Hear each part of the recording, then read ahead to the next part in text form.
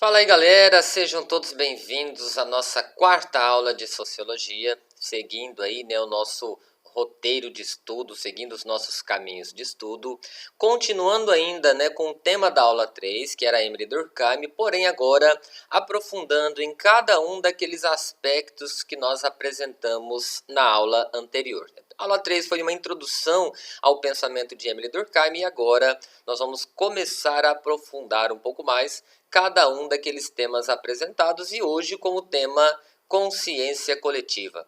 Eu sou o professor Rafael Bastos e você, né, é aquele aluno ao qual nós estamos, aquela aluna ao qual nós estamos dedicando aqui toda a nossa atenção. Então não esqueça de dar aquela forcinha pra gente aí, dando like no final da aula, se inscrevendo no canal, ativando o sininho para você estar sempre recebendo aí as aulas novas que serão postadas aí pelo nosso projeto. Tudo bem? Pessoal, o que seria essa ideia de consciência coletiva proposta por Emile Durkheim? O que seria aí de fato essa satisfação ou pelo menos valorização dos interesses coletivos e por que nós temos que pensar dessa forma segundo o nosso referencial teórico aqui, né, Emile Durkheim? Primeiro, gente, quanto mais a gente satisfaz ou busca satisfazer os interesses pessoais e os interesses particulares, mais problemas nós criamos para a sociedade. E quanto mais problemas a sociedade tem, mais cedo ou mais tarde, mais complicações, né, nós também, enquanto indivíduos, teremos. Então, a lógica básica é bem essa, né, buscar valorizar os interesses coletivos para que a nossa sociedade não se torne uma sociedade problemática, uma sociedade caótica, uma sociedade anômica, como diria o próprio Emile Durkheim. Então, a consciência coletiva é importante para que a sociedade não se desconfigure e essa desconfiguração acaba comprometendo aí toda a ordem social e mais cedo ou mais tarde esses problemas se voltar, né, contra nós mesmos. Essas reflexões, pessoal, como eu disse na aula anterior, está numa das obras de Emile Durkheim, né, que nós conhecemos como Regras do Método Sociológico, certo? Então, dentro dessa obra, Durkheim vai olhar para a sociedade, ele vai, né, estabelecer aí a premissa de que a sociedade tem que ser analisada de forma objetiva. Significa, a sociedade tem que ter este caráter, né, de objetividade científica, ou seja, é como se ela fosse um grande laboratório que nós, enquanto sociólogos, nós, enquanto seres sociais, né, ora somos a própria experiência desse laboratório, ora somos o cientista que analisa estas experiências. Então, a sociedade é um grande laboratório científico, né, que produz teorias científicas sociológicas. Durkheim ele vai, de certa forma, pegar esta ideia, né, a partir das influências do próprio positivismo de Comte. Lembra a primeira aula que nós tivemos?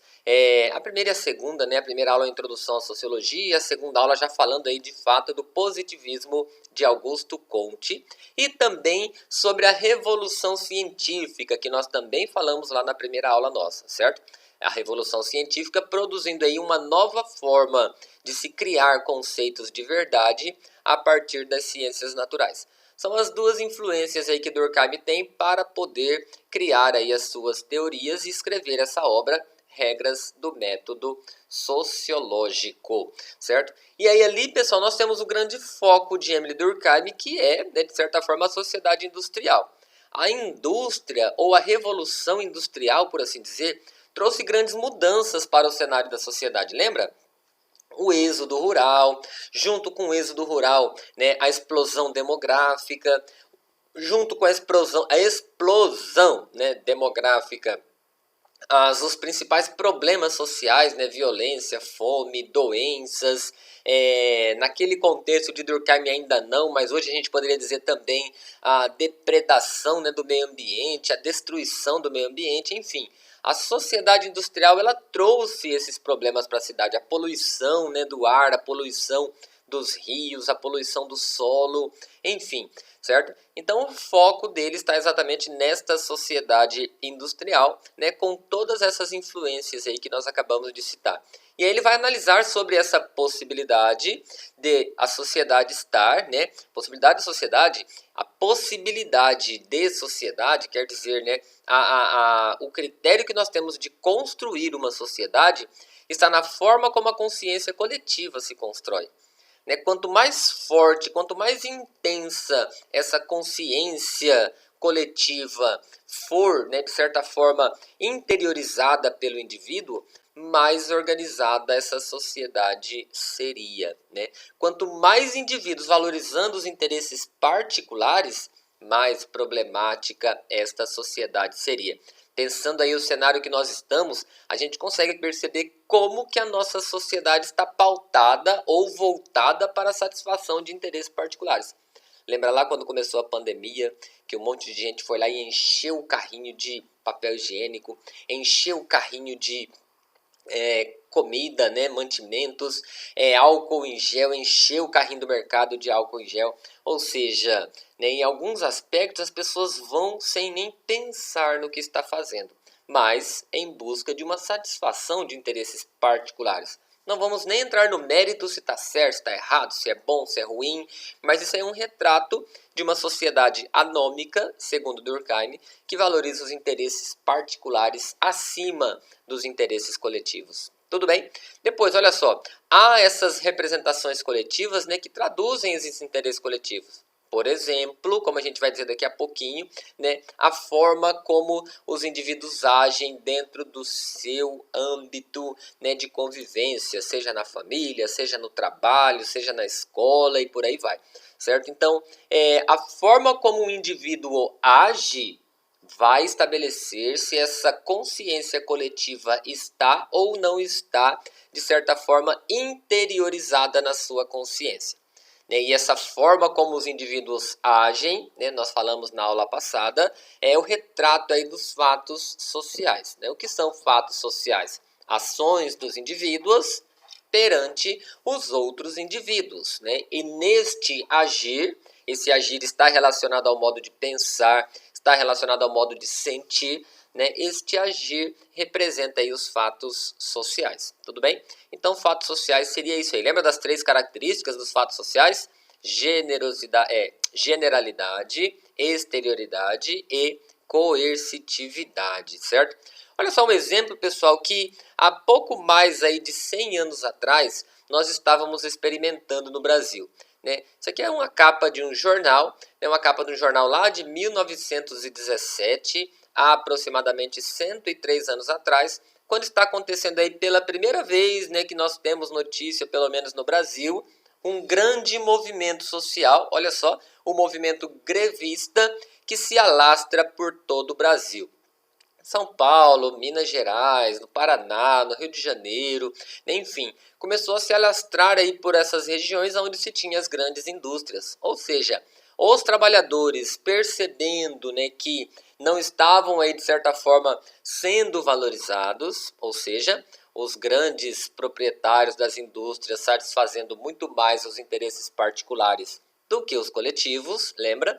Acabou aí explorando demais os operários e os operários vão e entram em greve. Né? O que significa uma greve? Gente, greve é um fato social que busca refletir sobre esta, né, famosa consciência coletiva, ou seja, não podemos ficar presos apenas ao interesse de um pequeno grupo. Temos que agir de tal maneira que todos os indivíduos se beneficiem com esta ação. Né? Então, só para vocês perceberem que há mais de 100 anos a gente vem aí, aqui no caso do Brasil, né, de certa forma, refletindo sobre isso. Tudo bem? Olha só, como já tínhamos dito antes, né, os fatos sociais eles seguem aí estas características. A greve como um fato social tem aí esse caráter, né, de coercitividade, que são as imposições que a sociedade faz ao indivíduo, exterioridade, que se constrói dentro desse caráter histórico, né, quer dizer, nós já nascemos numa sociedade pronta e precisamos, de certa forma, observar os elementos dessa sociedade. O fato de nascermos numa sociedade pronta não significa, gente, que nós temos que aceitar o jeito que ela é. Nós podemos sim, né, propor aquela famosa quebra de paradigmas, lembra? Ou seja, mudar um cenário, mudar uma situação para, de certa forma, garantir os interesses coletivos.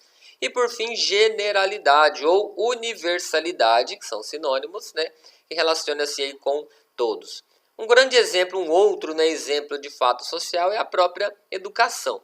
Em geral, quando se fala educação, eu espero que vocês não pensem só nesse processo, né, educativo que nós recebemos na escola. A educação, gente, ela faz parte de todo o cenário social. Ela está, sim, presente na escola, só que a educação que a escola produz, que a escola promove, tem um objetivo. Diferente, por exemplo, da educação que nós recebemos na família, diferente da educação que nós recebemos na igreja, diferente da educação que nós recebemos no mercado de trabalho, certo? Então, cada uma dessas instituições produz ou provoca um processo de educação. E Durkheim vai dizer que a educação deveria ser o principal objetivo de toda a sociedade. Afinal de contas, diria ele, né, a força da sociedade está na herança transmitida por intermédio da educação. Olha só, a educação é um dos exemplos utilizados por Emile Durkheim para definir o que é um fato social. Seja ela formal, quer dizer escolar, ou não formal, quer dizer familiar, religiosa e etc., a educação tem a importante tarefa do ajustamento dos indivíduos à sociedade na qual eles vivem. Quer dizer, a educação é que vai transformar, né, a nossa consciência particular em consciência coletiva, para garantir aí a coesão, a harmonia e a ordem. Tudo bem? Gente, vamos ver se ficou claro essas reflexões, resolvendo aqui, né, uma questão que, né, nós encontraríamos aí em algumas provas de vestibulares. A sociologia para Emile Durkheim deveria ocupar-se do estudo da sociedade, no intuito de conhecer a fundo o ser humano e suas diversas facetas perante a sua interação com o outro, priorizando a sua individualidade, entender a fundo os processos sociais que formam a realidade social do homem, atentando principalmente aos aspectos gerais e não individuais, discernir e tratar todos os males humanos que afligem a sociedade, tendo como objetivo a formação de uma raça humana perfeita, a criação de uma seita científica com o objetivo de construir o verdadeiro conhecimento em busca da perfeição humana. Bom, gente, algumas aqui você elimina por ser absurdo, né? A primeira, por exemplo, ela ao início até diz algo que nós estávamos conversando aqui, ó, conhecer a fundo o ser humano e suas diversas facetas perante sua interação com o outro. Interação com o outro tem a ver com os fatos sociais, não é isso? Mas olha o finalzinho que compromete todo o enunciado aqui, priorizando sua individualidade. Portanto, não, né, gente? Essa afirmação está falsa, não é verdade? Então aqui você pega, né, a sua caneta e rabisca isso aqui, porque isso aqui está falso. Depois, né, a letra B, entender a fundo processos sociais que formam a realidade social do homem, atentando principalmente os aspectos gerais e não individuais. Olha, parece, né, que está de acordo. Vamos ver a outra aqui. Descobrir e tratar dos males humanos e afligir a sociedade, tendo como objetivo a formação de uma raça humana perfeita. Eita, gente, vocês já estudaram isso em história e essa ideia não deu muito certo. Lembra do nazismo? Portanto, isso daqui também não está errada. E a outra vai falar de novo da perfeição humana. Nem vamos perder muito tempo com isso, né? Portanto, gente, qual seria aqui a resposta correta? A opção B. Percebe? Então aqui, gente, nós já temos já um pouquinho de grau de dificuldade maior do que o normal, não é verdade? Mas eu espero que tenham entendido aí, repetindo, né? Se conseguiu acompanhar, dá aquela força, dá aquele like pra gente continuar aqui trabalhando em favor de todos vocês. Tudo bem? Forte abraço, fiquem na paz e até a nossa próxima videoaula. Tchau, tchau.